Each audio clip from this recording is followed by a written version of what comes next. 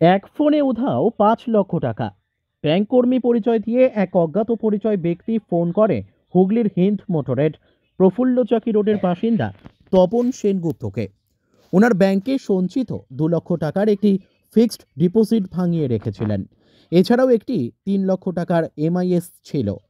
এরপরে অ্যাক্সিস ব্যাংকের পরিচয় দিয়ে এক ব্যক্তি তাকে কল করেন। তারপর তাকে ওটিপি ও কেওয়াইসি হোয়াটসঅ্যাপে পাঠাতে বলেন। তিনি ফোনে সেই ব্যক্তিকে প্যান কার্ড নম্বর দিয়ে ফেলেন। তারপরেই ব্যাংক থেকে নিমেষেই উধাও ৫ লক্ষ টাকা। এখন এই দম্পতি বছর ৭৬-এর তপন সেনগুপ্ত ও বছর ৬৪-র গৌরী সেনগুপ্ত আত্মহত্যা করবেন বলে দাবি করছেন। দম্পতিরা জানান তাদের একটি মাত্র পুত্র সন্তান, সেও তাদেরকে দেখেন না। তার উপরে এভাবে ব্যাংক থেকে টাকা উধাও। তারা জানায় আত্মহত্যা করা ছাড়া তাদের কোনো উপায় নেই। তপন সেনগুপ্ত বোকারো স্টিলে সুপারভাইজার ছিলেন। ১৫ বছর আগে রিটায়ার্ড ছেলে থেকেও নেই। আমাদের একটা ফোন আসে পরে আপনার বলে আপনার বন্ধ হয়ে গেছে, কেওয়াইসির জন্য আপনার অ্যাকাউন্টটা বন্ধ হয়ে গেছে। তো আমি বললাম তাহলে কী করতে হবে, বলে আপনি তাহলে এগুলো পাঠান, প্যান কার্ড, আধার কার্ড এগুলো পাঠান। আমি যে ওগুলো পাঠাবো না, আমি নিজেই যাচ্ছি ব্যাংকে। আপনি কোথায় বসছেন বলুন, আমি ওখানে গিয়ে দেখা করবো, আর নয় যা হ্যাঁ করবো। আমি ওখানে পৌঁছচ্ছি 11টার ভিতরে। বললো ঠিক আছে, আপনি 11টার ভিতরে পৌঁছন। এতটুকু ওর সঙ্গে কথা হয়েছে। তারপরে আমি যখন ব্যাংকে গেছি, ব্যাংকে গিয়ে দেখেছি আমাকে সব হ্যাক হয়ে গেছে, নিয়ে নিয়েছে।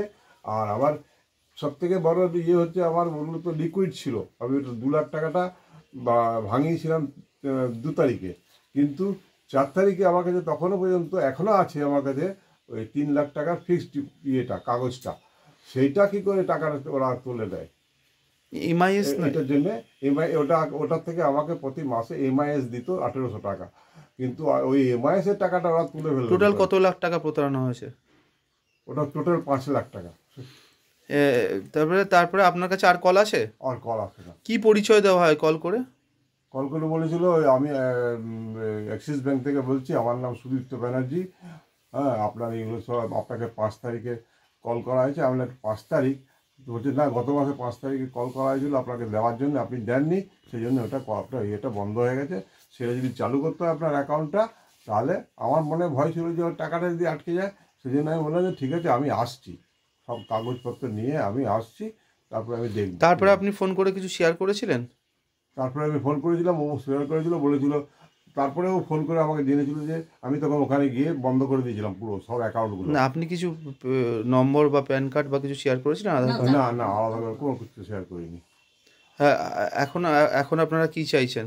এখন আমরা চাইছি আমার যা টাকাটা আমাদের এই বুড়ো বুড়ো বয়সে, মানে আমার 75-77 বছর বয়স হচ্ছে, এখন এই বয়সে আমি কোথায় পয়সা পাবো আর কোথায় কী করবো? এখন খাবার পয়সা নেই। আজকে চেয়ে আনছি, কালকে চেয়ে এনে খাচ্ছি, এই খাওয়া দাওয়াই চলছে। এগুলো পুলিশ প্রশাসনের দ্বারস্থ হয়েছেন? পুলিশ প্রশাসনের আমি ইয়েতে কী বলে কোন্নগর ফাঁড়িতে গিয়ে কমপ্লেন করেছিলাম, ওখানে এফআইআর করেছি, এবং ব্যাংকেও বলেছি। ব্যাংক বলেছি আমি কিছুই করতে পারবো না, আপনি গিয়ে এতে করুন, সাইবার ক্যাফে, চুচুড়োতে, সাইবার ক্রাইম। সাইবার ক্যাফে ইতে চুচুড়োতে গিয়েও আমি ওটা পুরো কপি, মানে এফআইআর কপি, এবং আমার পাসবুক এবং আমার ব্যালেন্স শিট ওরা যেটা দিয়েছিল সবগুলো দিয়ে ওকে জমা করে দিয়ে এসেছি। দেওয়ার পরে বলেছিল 10-12 দিন পরে আপনাকে খবর দেবো। 10-12 দিন পরে ওর খবর দেয়নি। পরে ফোন করলাম, তখন বলছে এখনও কিছু খবর পাইনি।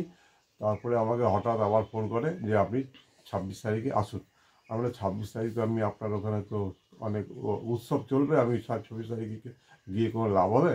তখন ও হঠাৎ খেয়াল পড়ে, বলছে না না, 26 না, আপনি 27 তারিখে আসুন, আর 9টার থেকে 10টার ভিতরে আসবেন। আমি 9:30টার সময় ওখানে গিয়ে পৌঁছে যাই। 9:30টার থেকে আমাকে 1:30-2টো পর্যন্ত এদিক ওদিক করতে থাকে। ওরা কিছুতেই ওটা আমাকে সলভ করতে পারে না। তখন ওরা এনসিই বলে একটা কোন ইয়েতে, ন্যাশনাল কি ওটা বলে, ওখানে একটা কল, মানে ওরা পাঠাতে চাইছিল, বলে এটা আপনি ওখানে পাঠিয়ে দেবো। তো পাঠাতে গিয়ে ওটিপিটা কিছুতেই ও শেয়ার করতে পারেনি। আমার নামে ওটিপি ডায়ালে ওটা খুলছে না। আচ্ছা, এখন এখন আপনারা কি চাইছেন পার্টিকুলারলি? আমি পার্টিকুলারলি চাইছি আমার টাকাগুলো ফেরত আসুক।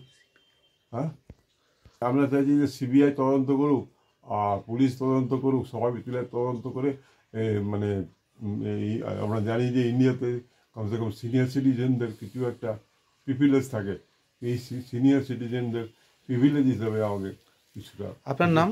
তপন কুমার সেনগুপ্ত। আপনি কি করতেন? আমি বোকারো স্টিলে চাকরি করতাম, এখন আমাদের বোকারো স্টিলে কোনো পেনশন নাই, সেই জন্য আমার এই আজকে এই অবস্থা। এবং ছেলে আছে, ছেলে আমার থেকে আলাদা হয়ে গেছে, ছেলের সঙ্গে আমার সঙ্গে কোনো যোগাযোগ নেই, ছেলেও আমাকে এক পয়সাও দেয় না। এই পয়সা দিয়েই আমি ভাঙিয়ে এদিক ওদিক করে খেতাম, কিন্তু এখন সে খাওয়া বন্ধ হয়ে গেছে। Thank you, thank you.